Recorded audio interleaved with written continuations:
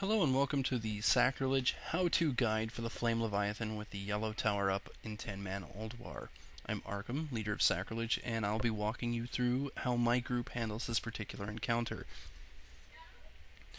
We're going to start this off from the final pull before the boss. Now, I actually make a little bit of a mistake here by coming too close to that mob, which is why I sustained damage there. If you pull these guys properly, you can clear out the entire grounds here and nobody in the raid will take any damage whatsoever. Just lay down your oil, blow him up at range, you're good to go. Once this guy's dead, and he's going to be dead here in just a second, the Flame Leviathan is going to spawn. And we left the yellow tower up because honestly the yellow tower is the easiest tower to leave up. The only differences are he has 50% additional health, which is standard for leaving any tower up. Every tower you leave up gives him an additional 50%. Here's our friend the Leviathan now. And he does some additional damage because it's the yellow tower that was left up. Later on in the fight, around the time of our first shutdown, because we're going to launch people out of our demolishers, you're also going to see some beams of light coming down from the sky. Those beams of light are the other thing that yellow tower is going to do. If you drive through those, then it does very severe damage to your vehicle. At all costs, you need to stay out of those beams of light.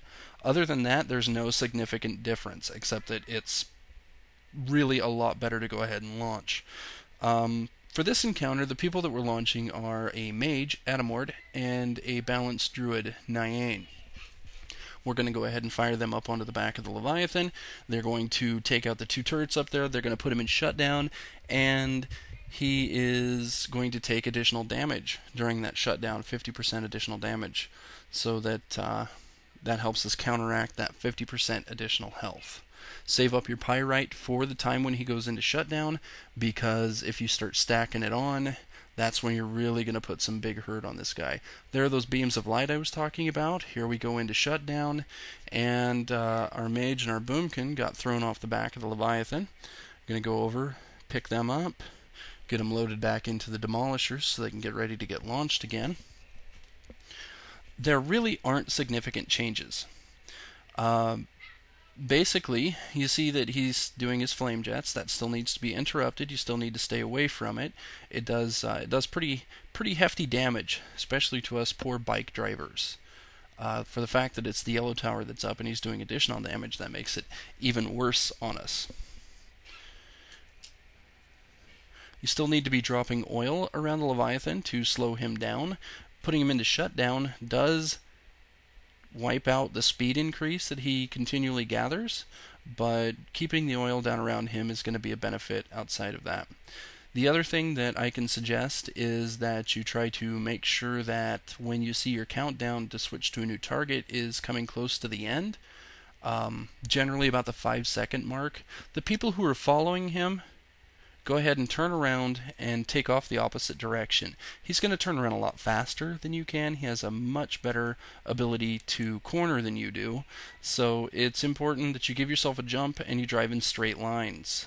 That way you can put the most possible distance between you and the Flame Leviathan, and he won't get a chance to ram you and probably kill you if he manages to catch up with you late into the fight after you've taken some other damage from him throughout the course of the encounter.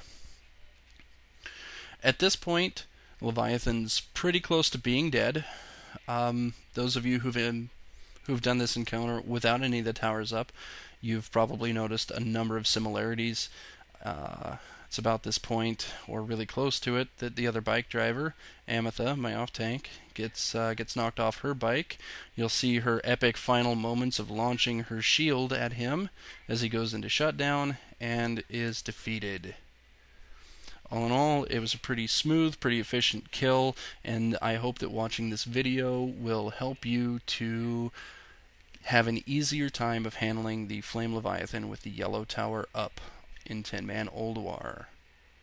Thanks for watching. Have a great day.